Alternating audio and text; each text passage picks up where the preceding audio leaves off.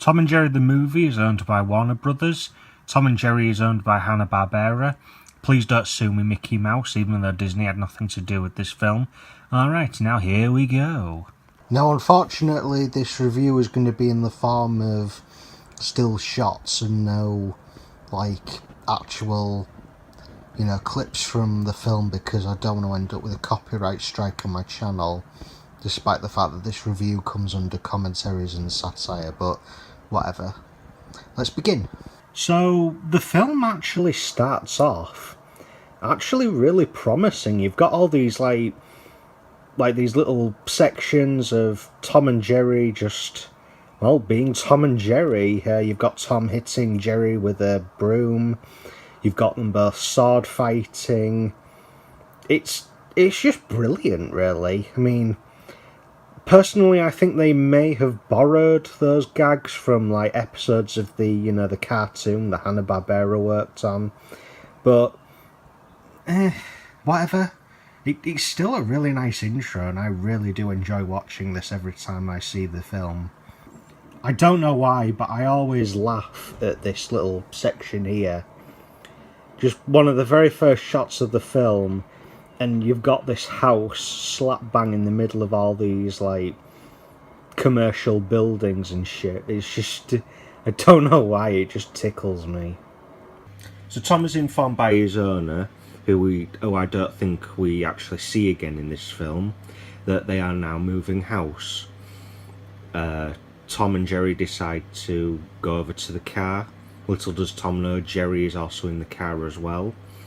One thing leads to another, and before we know it, Tom and Jerry are launched out of the car, and Tom's trying to board Jerry up in his little mouse hole.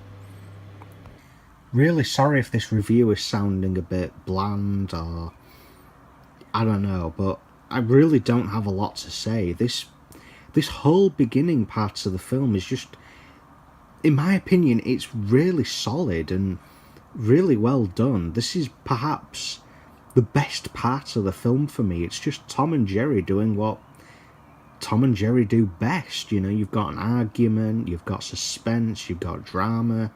It's all really, really good stuff. Well done, film. Well done. Tom goes to try and catch up with his owner, but ends up confronting a pit bull who, for some reason, isn't Spike. There's this really funny scene that always gets me every time when Tom ties the bulldog's ears up so he can't see. And then as Tom dashes back to his house, the pit bull follows him and he just harasses him around the home. It's all really, really funny stuff. I know this may sound weird bringing this up now, but I really like the sound effects that Tom makes whenever he's trying to run away from something. It's really funny, but they only ever seem to occur in this part of the film, and as far as I know, they don't really happen anywhere else. There are sound effects, but that one sound effect where he's running, it just gets me every time. It's brilliant. Also, I really like that piece of music that you hear at the beginning of this film. That one that goes da da da da da da da da da da da da da. Yeah, it's not the piece of music that you'd hear at the beginning of every Tom and Jerry cartoon that goes da da da da da da da da da da da da da da. I know it's not that, but I still really like that. I don't know why. I know it sounds nothing like Tom and Jerry, but I want to give this film credit where, there were parts of this film that I actually did really, really like. And I know there's some stuff that I really didn't like, but I'm going to get to that very soon. I promise, don't worry. We'll get into the really nitty-gritty, but, I want to reward this film for what I personally think it got right. By the way, high reference to Bill and Joseph Barbera. So after telling Jerry to fuck off, well, not so much tell him as he does mime it, Tom then wanders down the street looking for somewhere to stay. And after very nearly getting into a fight with the street cleaner and very nearly being run over by a van, really, really funny stuff, Tom then decides to walk down an alleyway without knowing that Jerry is also following him. And then we meet quite possibly one of the most controversial moments of the film. Tom and Jerry meeting Pugsy and Frankie. Not content with introducing themselves, Pugsy and Frankie then start to scold Tom for picking on Jerry. Not even 10 seconds with these two new characters and I already have problems with them. First of all, Tom is a cat and Jerry is a mouse. How can you grill something for giving in to its own animal instincts? Even Frankie points this out. Secondly, this is something I never personally understood with this film. It's revealed later on that Tom and Jerry can both talk, so why didn't they just explain to Pugsy and Frankie that they can actually work together under the given circumstances? Like, for example, Tom came back to the house to rescue Jerry from being flattened and bulldozed over by the bulldozer wrecking crew guys, whatever you want to call them. Sure, Tom's kind of responsible for Jerry being trapped there in the first place, but Tom didn't really know that there were people coming over to bulldoze the house. I know it's just a cartoon and everything, and it was made for a younger audience and everything, and I know I'm probably being really, really nitpicky here, but my point is, if you're going to make a film that's going to grill Tom and Jerry for not acting more like friends or just trying to generally learn how to work as a team, I think you should first make sure that your film has got a leg to stand on before you start making such statements. It's almost as if Pugsy and Frankie were introduced to this Tom and Jerry film as a means to appease the people that have criticised Tom and Jerry over the years for being too violent.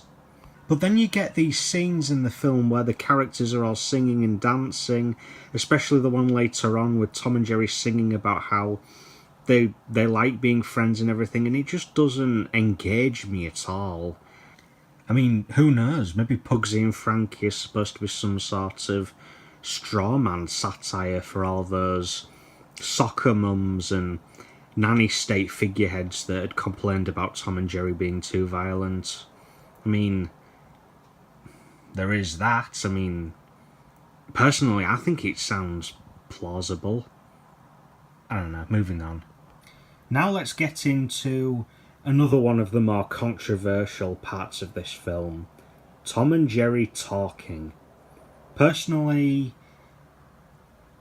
I never really minded. In fact, the very first time I saw this film, I don't know why, I thought it was actually really mind-blowing. I say I don't know why because I've heard Tom and Jerry talk before in those episodes that Hanna-Barbera directed. You know, so it was like hearing them talk here, it was not really all that much of a big deal to me. But at the same time, I feel like I need to bring up Tom questioning Jerry as to how come he's never spoke before. I just think that's one of the most confusing things I think I've ever really heard. The reason why I have a bit of a problem with Tom questioning as to why Jerry has never spoken before is because I'm pretty sure there were episodes in the past where both Tom and Jerry have actually spoken in the same episode, so that just feels really weird to me. Whether they have or whether they haven't, I'm not sure, but it still just feels kind of weird as to why Tom would question such a thing. Also, if Tom and Jerry really could talk, why weren't the both of them screaming their heads off when the workmen came to bulldoze the house down?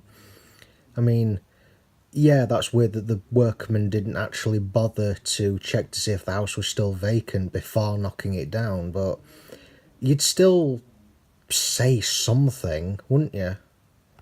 Like, imagine if Futurama had done that.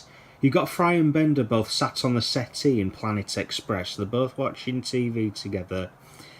Then all of a sudden a news report comes on TV and it's related to the 20th century, like back in old New York. Fry says, "Oh hey, I'm from the 20th century." And then Bender just turns to him like, "Hey, you're from the 20th century? How come you never spoke about it before?" Like, would that have made any sense at all? to me, it's kind of on that same level, you know? Going back to what I was talking about earlier with the songs, I want to talk about Friends to the End, the first song in the film. If you don't count the little musical parts in between, you know, with the Tom and Jerry thing, you know what I mean. Friends to the End, in my opinion, is the worst song in the entire film. I think the whole point of this song was to just hammer in the point that Tom and Jerry need to be friends. I personally don't like it. I think the lyrics are really forced as well. And for a while I was really confused by some of the lyrics as well. Like, he's a daily div again? Is that what they're saying? A daily div? Last time I checked, a div was a stupid person. I don't know. And this goes for every last film I've ever watched as well. I hate it when songs in films waste my time.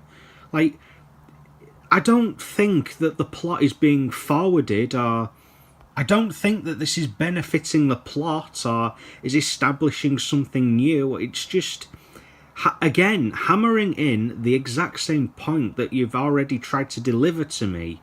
And I hate it when films do that. And even after all of that, Tom and Jerry still won't be friends with each other.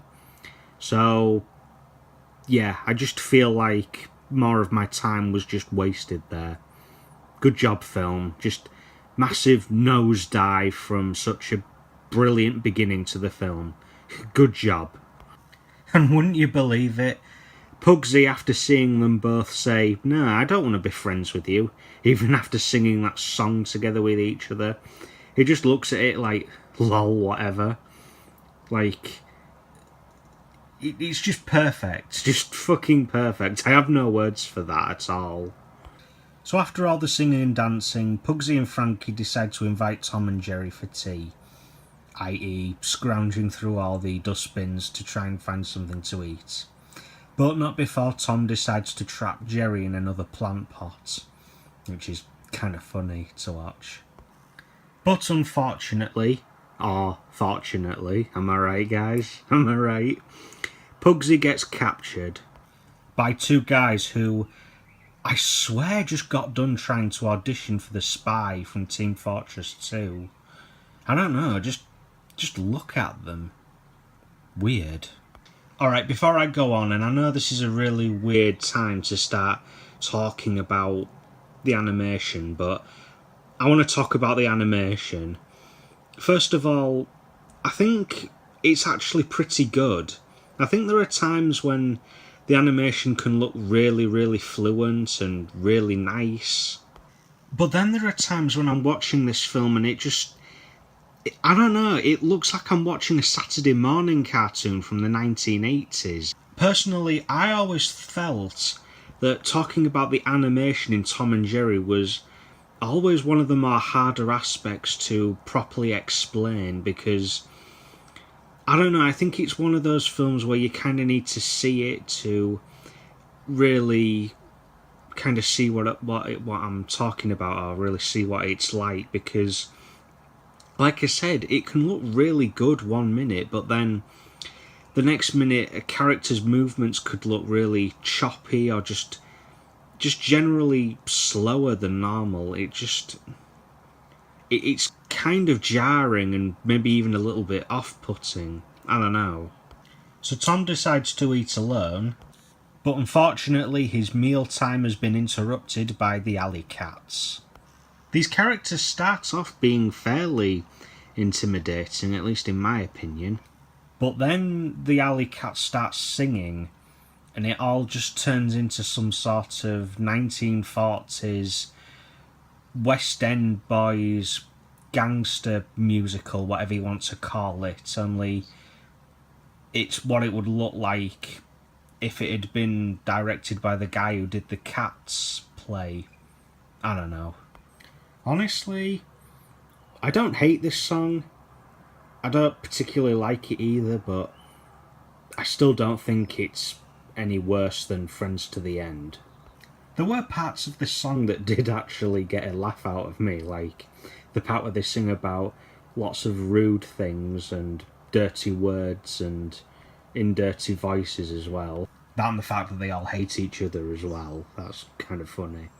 But unfortunately, this whole song just feels really redundant to me, because as soon as these alley cats are introduced, they're gone again. Because later on, Jerry manages to trick this whole entire gang into falling down a manhole. So, yeah.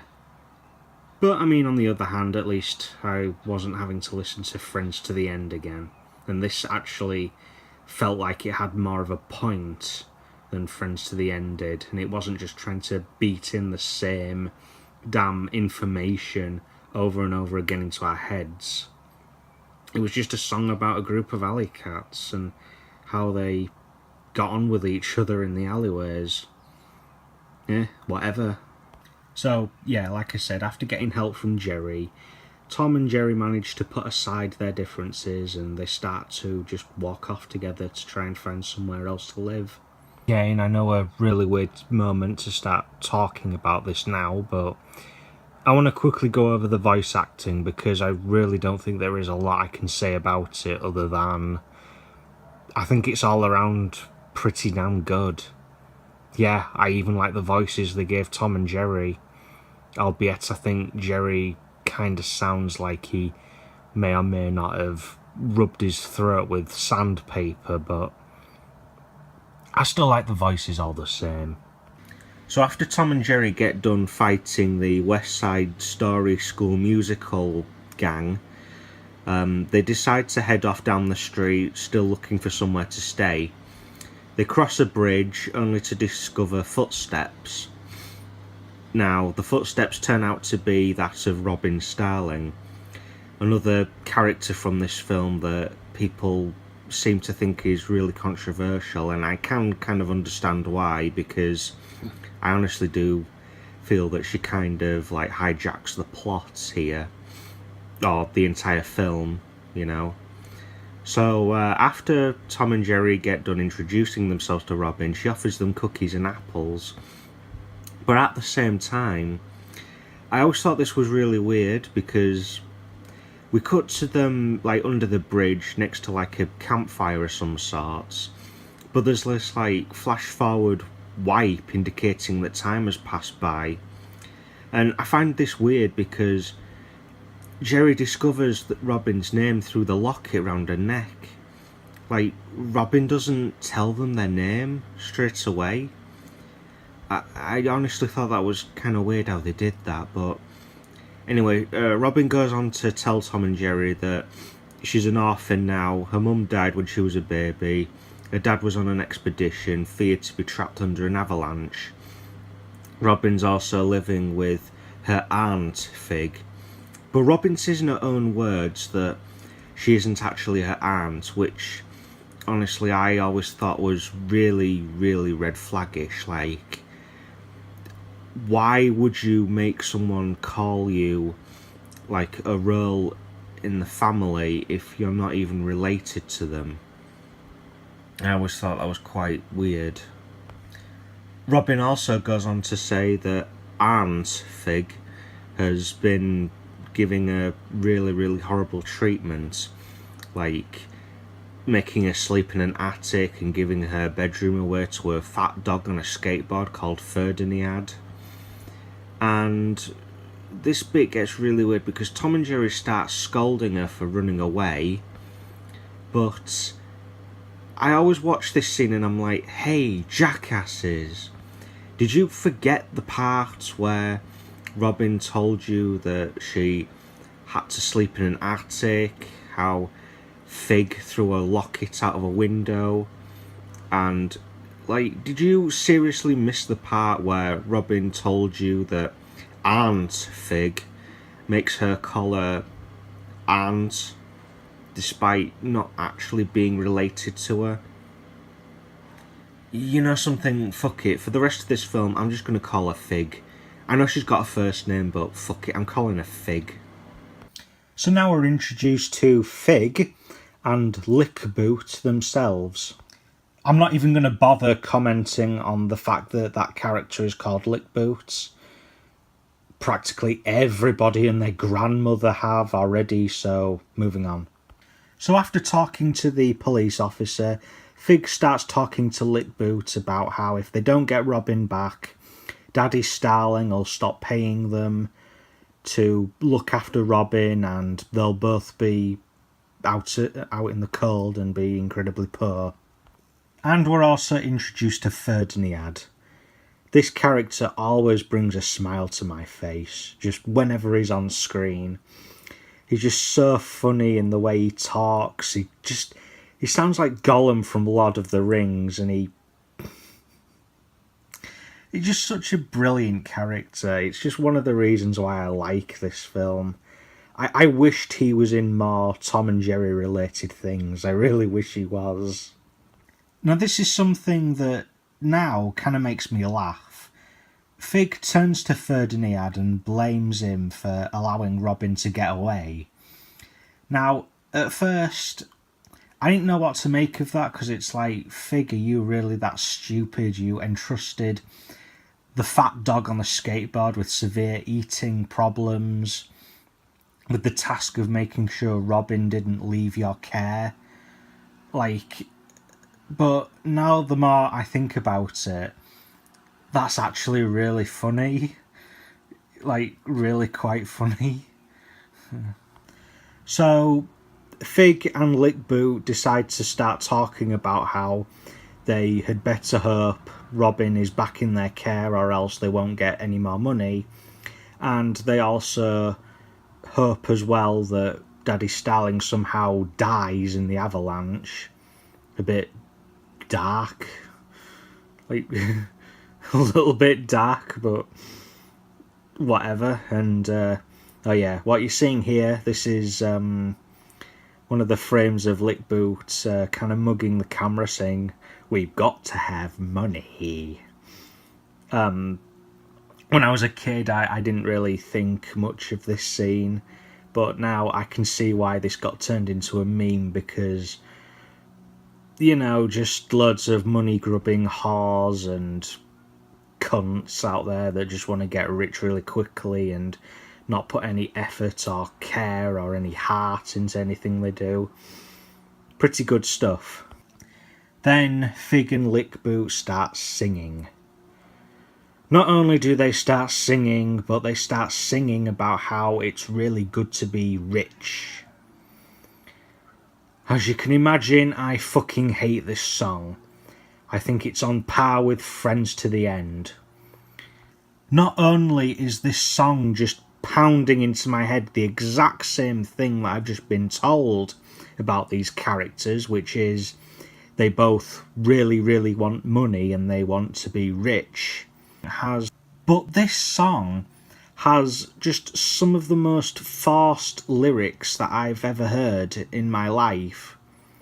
Just some of the worst. I mean, the very first lyric to the song is, "Money is such a beautiful word, it soars in the air like a beautiful bird."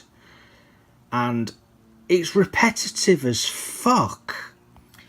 You'll have Fig singing something, for example, and then you'll have Lickboot in the background repeating those one or two words.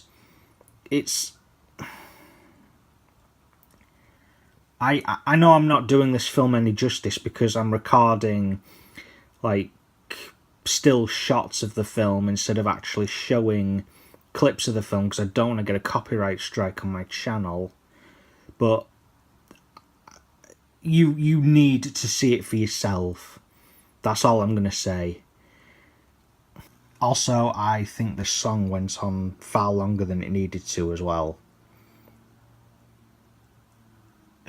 So after that fucking horrible song, the police officers come back, now this time with Robin. Robin begs to Fig and the police officer if she can keep Tom and Jerry. At first, Fig doesn't know whether or not to keep him, but after being pestered by the police officer and Robin, and Tom and Jerry even pleading to her as well, Fig finally caves in and decides, yeah, whatever, we'll keep him. This made me laugh so much. Just Aunt Fig's neck being stretched that far forward. I want this to become a meme.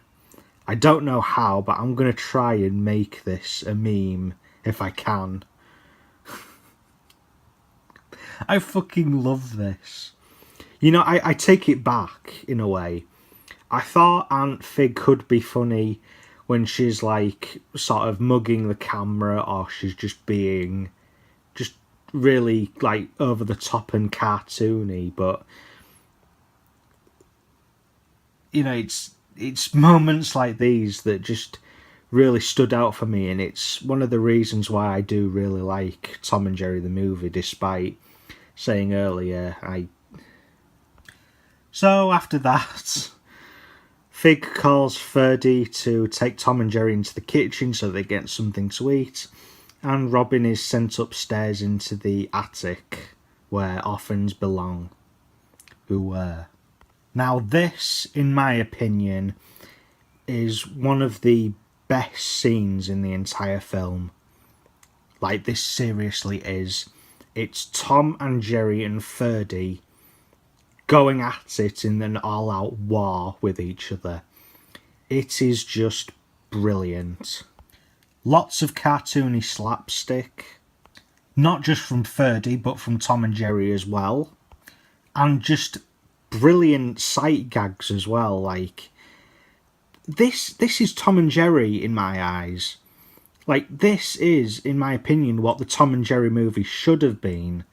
You know, forget all the musicals, even though I will say some of them are kind of okay. I mean, some of them could have been a lot better. I mean, maybe this film would have worked without musicals. I don't know, but this is what made the film memorable for me. Like, to me, this is Tom and Jerry. Like, good job, film. You actually got the thing right.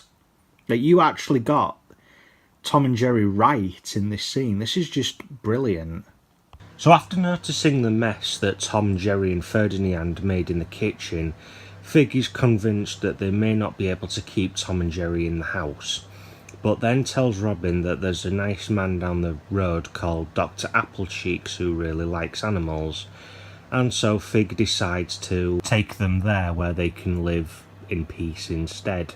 I want you all to remember this bit, because this is one of the many, for me personally, weirder moments of the film where Aunt Fig tries to build up that Dr. Applecheeks is a nice guy, but then makes comments like here where she says, and he loves animals to death.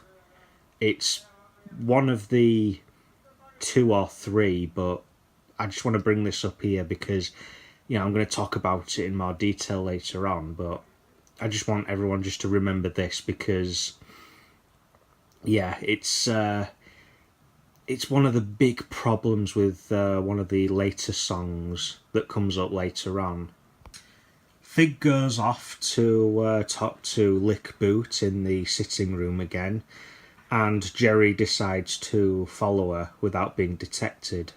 I really do like this bit here where Jerry goes missing and Tom and Robin didn't notice that Jerry had left the room, and Tom comments saying maybe Ferdy ate him. I really like that. That's really funny. So as Jerry spies on Lickboot and Fig, we discover that Daddy Starling is still alive, and Lickboot and Fig are hoping that the worst starts to happen to him. Fig beating into the ground that he's still alive, like, yes, we fucking get it. Drop the fucking subject, we know.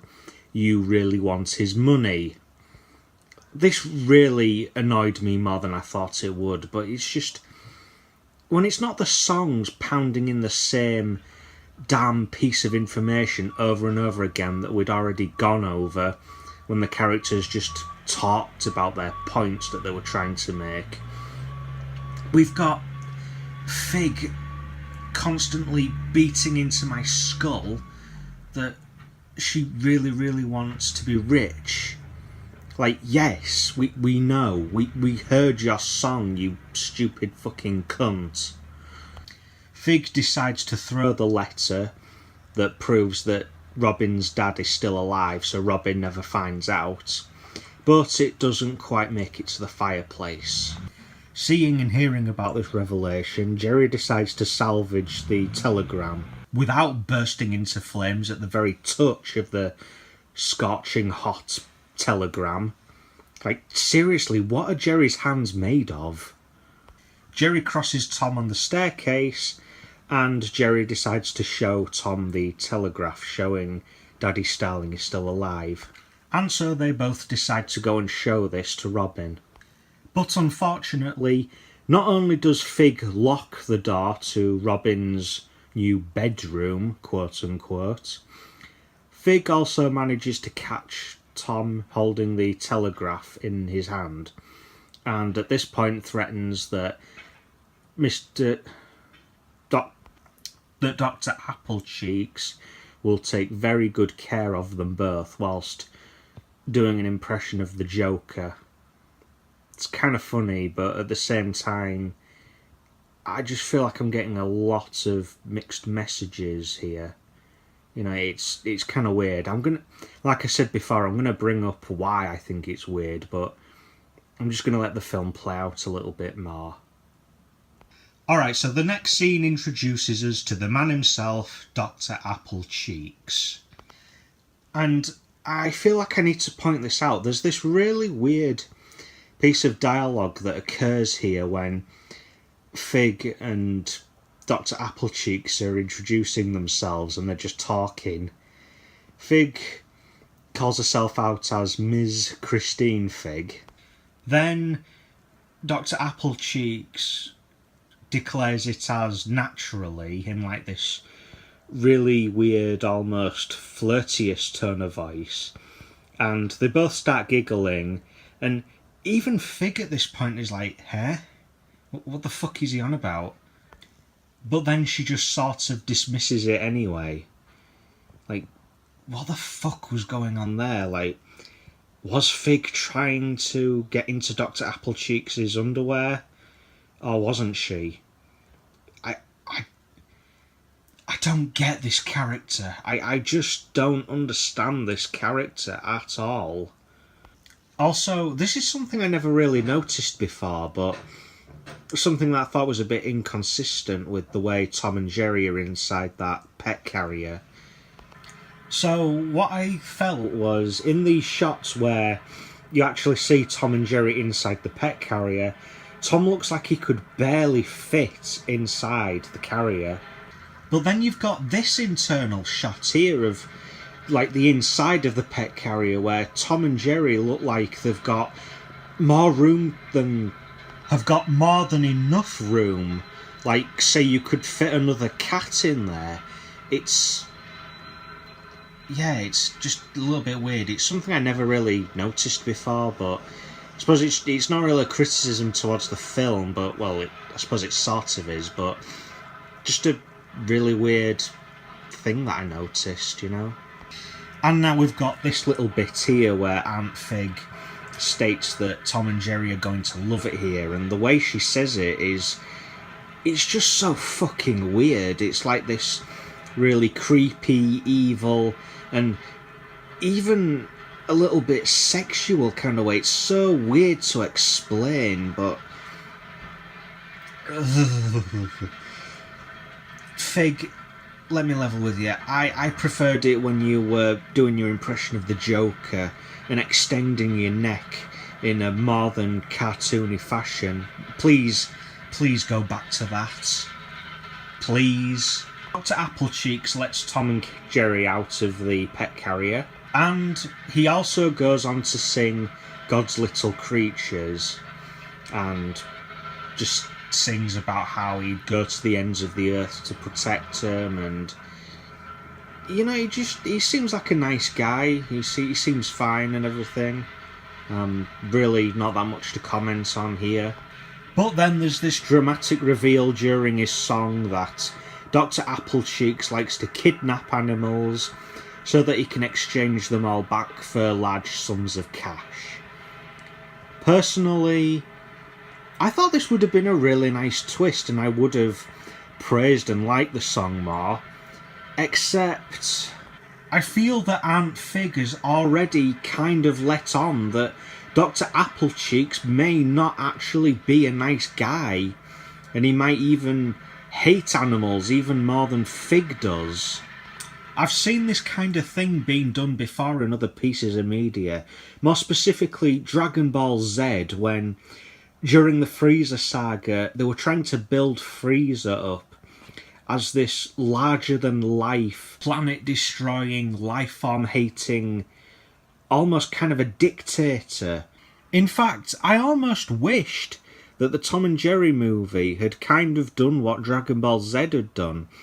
Just build up this character as this really, really evil, really horrible person that wants nothing more than the demise of everything and everyone that is deemed innocent. Or better yet, the film should have just kept stum about Dr. Applecheeks and not had Fig maybe give the game away. Now for my final thoughts of God's Little Creatures, the song that Dr. Applecheeks sings. I personally don't think it's the worst song in the entire film, but I certainly don't think it's the best either. So Robin wakes up the next day and finds out Fig had taken Tom and Jerry to go to Dr. Applecheeks' farm. She's really upset by this and she makes this really weird statement.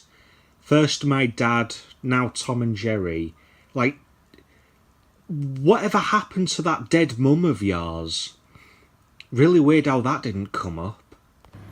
So we cut back to Tom and Jerry, now fearing the worst after overhearing Dr. Applecheeks saying that Fig paid him to have Tom and Jerry both euthanised. They find out that Pugsy and Frankie are in the cell next door to them. Tom and Jerry go on to explain how they got into this situation because they met Robin. She was an orphan, but she's not actually an orphan because her dad's still alive. And Pugsy goes on to explain that someone needs to go over to the control panel and press all the buttons in order to open up all the doors on the cells. Only Jerry can fit through the holes in the cell doors. Well, so can Frankie as well, which really begs the question why all the dogs haven't been freed yet, because, well, why hasn't Frankie freed everyone yet? This scene just makes absolutely no sense at all to me. It's like it's scenes like this that make me think I really want to like Tom and Jerry the movie, but I just can't, because of just scenes like this that just feel kind of lazily done, you know? Hi, Droopy. Pugsy tells Tom and Jerry to go tell Robin the good news. So we now get this song from Robin, which, don't quote me on this, I think it's called Do I Miss You, but like I said, I could be completely wrong there. The first lyrics of this song always really confused me. Do I miss you? Count the stars, multiply by 10. That just sounds so bizarre to me. I mean, personally, I think that'd be like if I went up to someone and said, hey, how much do I like you? Count every grain of sand on every beach on this planet. Divide by the square root of 14. Minus 9,000 plus 10. It just sounds so bizarre to me. I know it probably shouldn't, but it does. As far as the rest of the song goes, I think it's easily one of the best songs of this entire film, if not the best, because it's Robin singing about how much she misses her dad. I know I'm probably going to sound like a massive hypocrite here because I've criticised songs in the past for feeling like they waste my time, because Some of them like to repeat the same thing over and over again that I just learnt prior to the song, but I think in this case I want to make an exception because, you know, Robin's sad, she really misses her dad.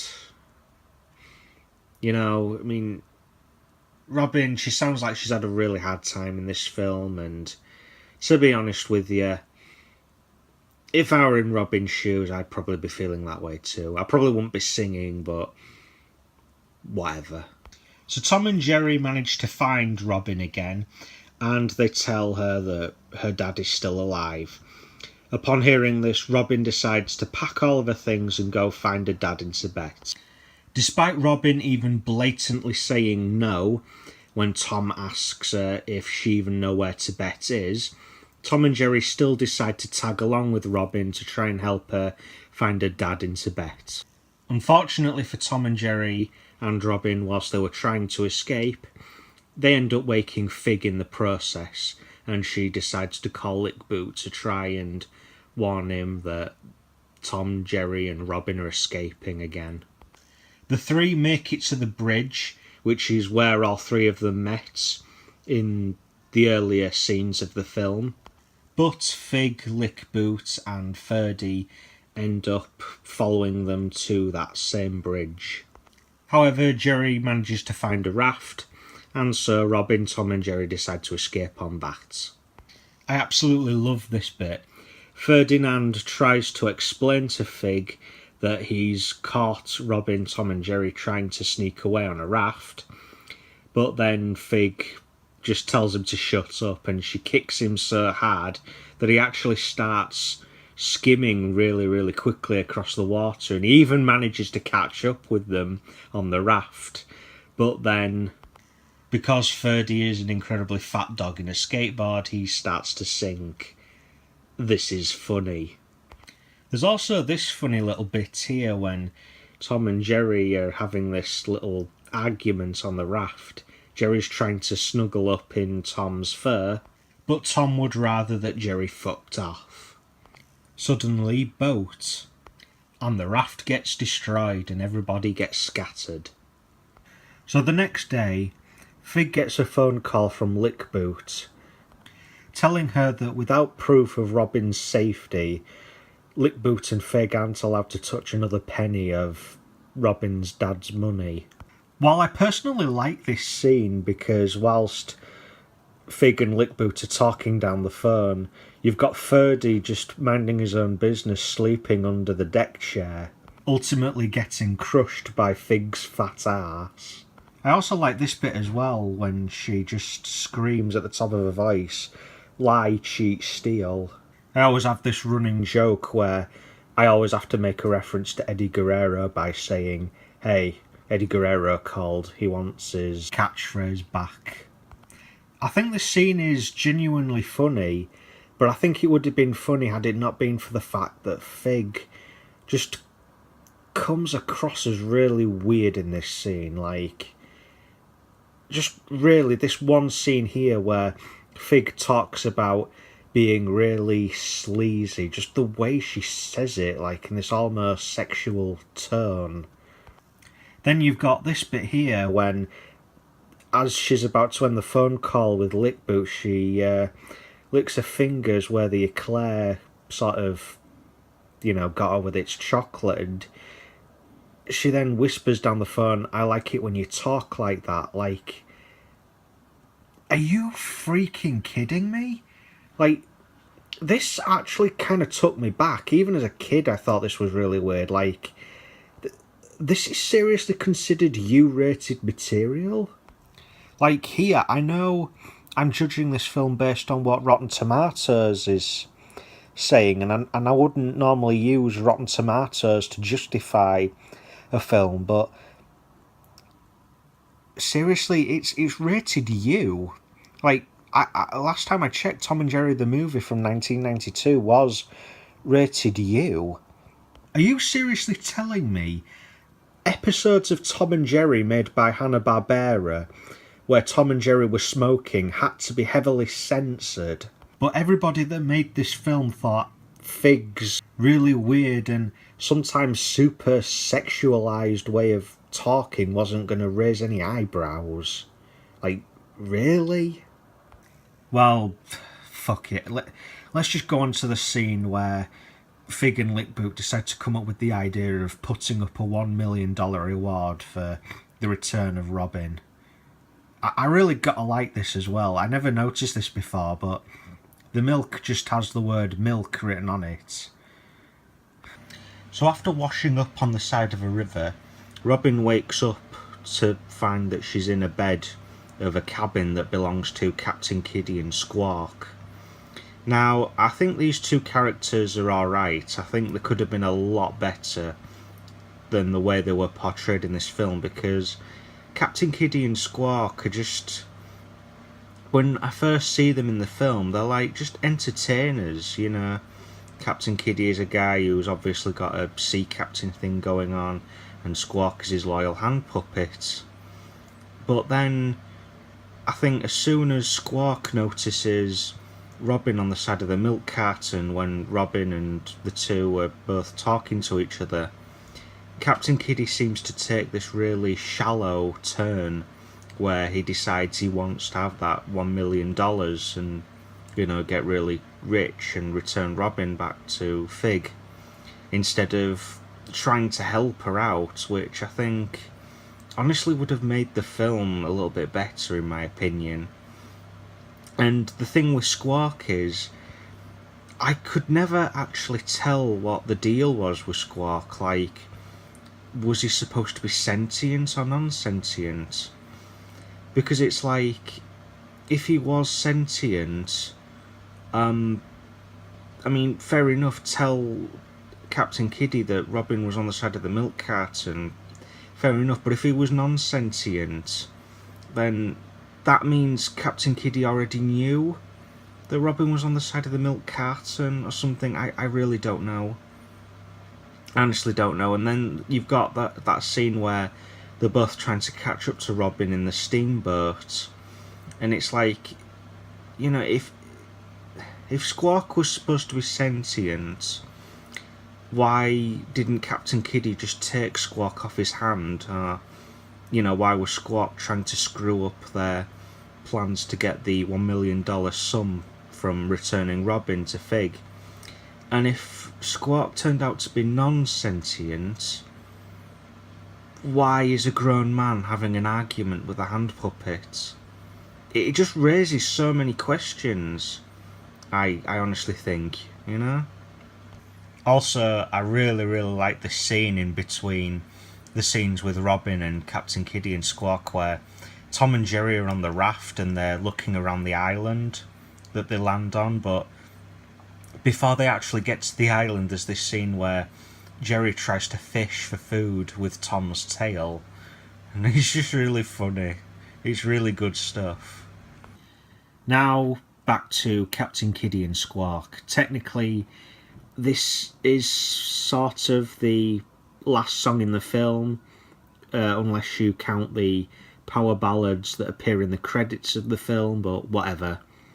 I really don't have a lot to say about this song that Captain Kiddie and Squawk sing, aside from Squawk just being kind of annoying in my opinion, because he starts squawking, you know, and I know it was supposed to try and be a bit funny, and I know, you know, his name's Squawk and everything, but I didn't like it. I found it to be a bit cringy, like I said, but the rest of the song I think's alright.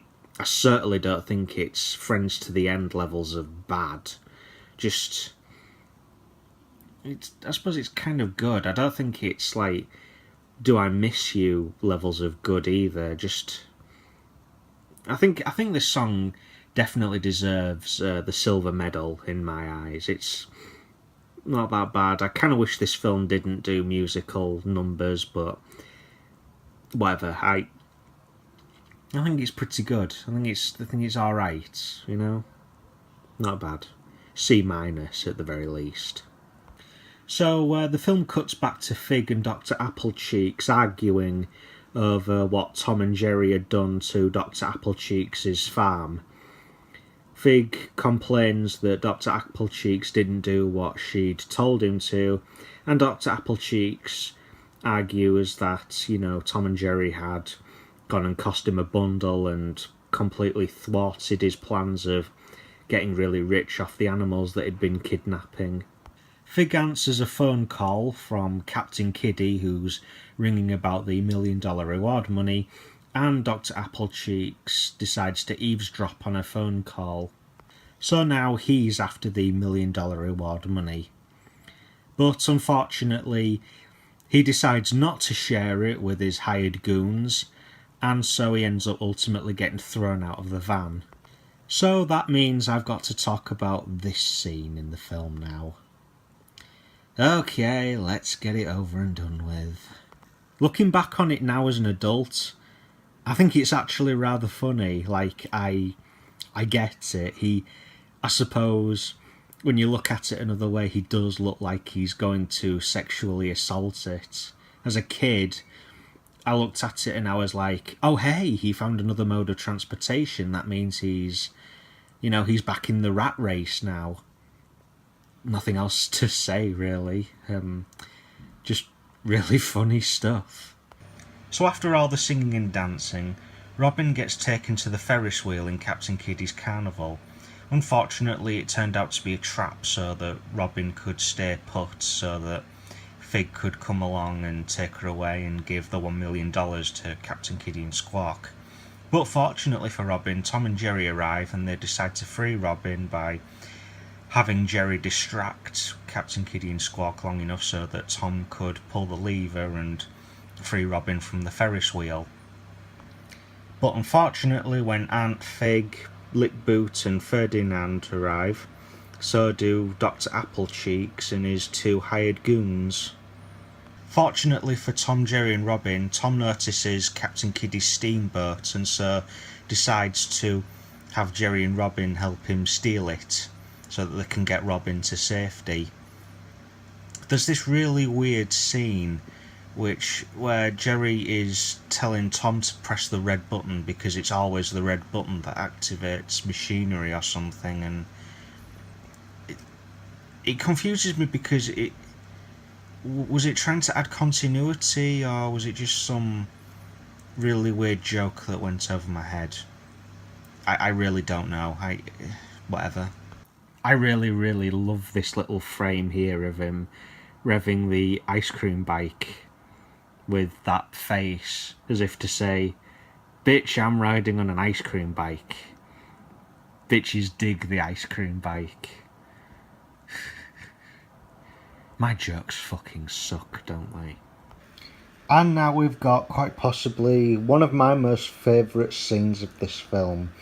You've got Tom and Jerry and Robin on the steamboat, Ferdinand, Fig and Lickboot in that red sports car, Dr. Applecheeks hilariously driving around in the ice cream bike thing, and Captain Kiddie and Squawk in the motorised dinghy. Personally, it's just brilliant seeing these guys race around trying to chase after Tom and Jerry and Robin. Just brilliant stuff all round. I especially love this bit here when Tom and Jerry are trying to get more steam coming out of the steam-powered boat by putting in loads of logs, and Tom accidentally puts Jerry into the wood burner. It's pretty damn funny stuff. I like it. But unfortunately, the rat race comes to an end when Ferdinand accidentally takes out the bridge that literally bridges the gap over this small chasm, which ultimately ends up with this scene here when Dr. Applecheeks can't quite make the jump over to the other side and ends up taking out Captain Kiddie and Squawk in the process. It's pretty damn funny. But unfortunately for Robin, Lickboot comes across a signpost in a crossroads, and it finally dawns on him that Robin is actually taking Tom and Jerry to Robin's nest to wait for Robin's dad. And it's at this point that it suddenly dawns on me, oh, Robin's nest, because Robin Starling, You know, their birds' names, they live in nests. Laugh, damn it, laugh. So Robin, Tom and Jerry finally make it to Robin's nest, only to discover Fig, Lickboot and Ferdinand beat them to it. So as Fig and Lickboot are forcing Robin back to Fig's house, a table goes over holding an oil lantern, and Robin's nest is now on fire, and so everyone's trying to escape. But Tom and Jerry manage to rescue Robin from the burning house via a rope from the top window of the cabin. Fig and Lickboot manage to escape the burning house as well after a scrap over which key is the one that unlocks the door. But one thing leads to another, and before you know it, they get trapped on the steamboat, and the steamboat for some reason decides to start itself up and take them back down the river again. I never did get that. Robin's dad finally comes onto the scene, and I really like this bit where Robin just sort of looks at the screen like the way she does here. Like, either it suddenly dawned on her just how bizarre this whole scenario has been for her, or this is the very first time she's seen a helicopter and she's reacting to Robin's dad in the helicopter like, oh, this must be one of those helicopters I've heard so much about. So Robin's dad manages to save Robin from the burning log cabin, and for some reason they leave Tom and Jerry behind. Yeah, I never got that. So Tom and Jerry fall to the ground along with the log cabin, and Robin's dad and Robin fear the worst. But it's okay because it turns out Tom and Jerry are still alive.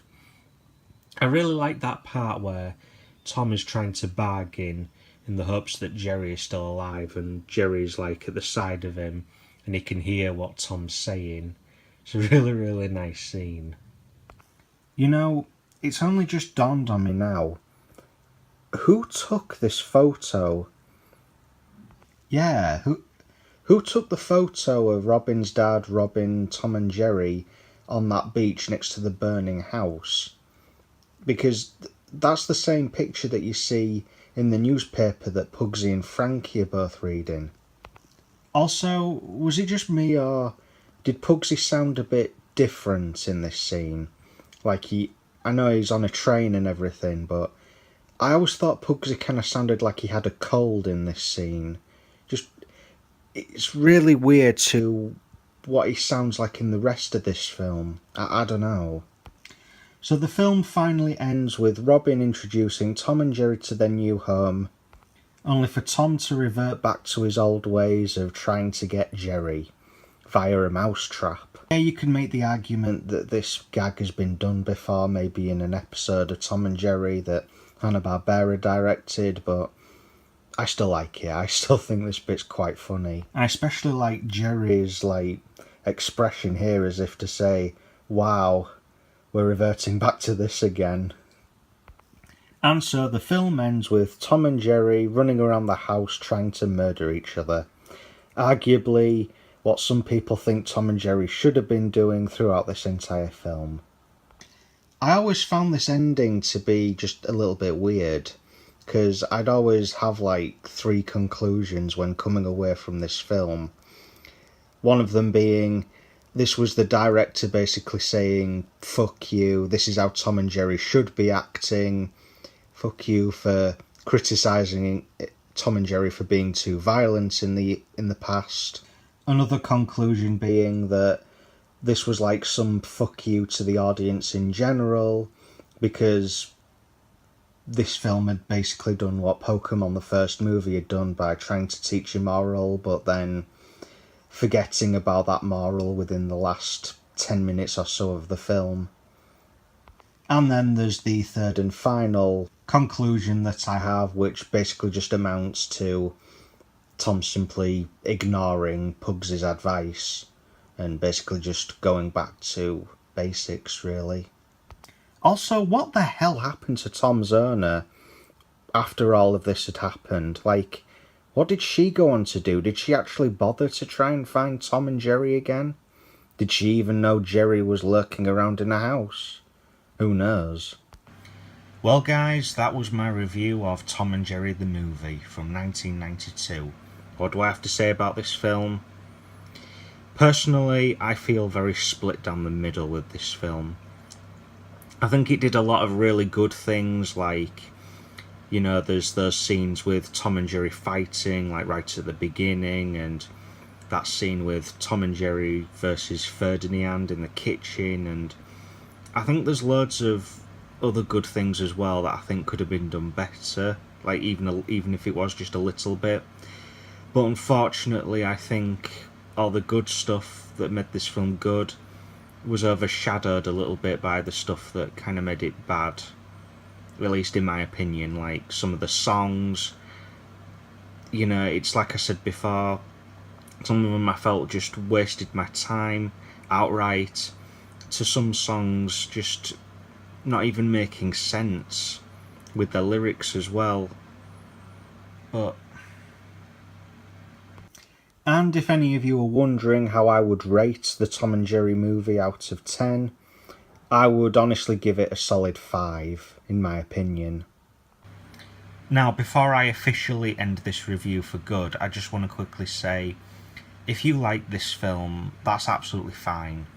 If you didn't like this film, that's fine too. At the end of the day, I am nothing more than a man on the internet that decided to review an animated film that was clearly made for a young audience, and it may or may not have even been made for me at all, despite the fact that I was born in 1992, but whatever, just whatever. This review wasn't made to change your mind, it wasn't made to, you know, as some sort of smear campaign for the film. If anything, this review was just to showcase my personal opinions and my views and thoughts of the film, and it should be treated with a grain of salt and nothing more, nothing less. Alright, well, that's it for now. I'm General Chaos, and I hope you enjoyed my review. Take care, everyone.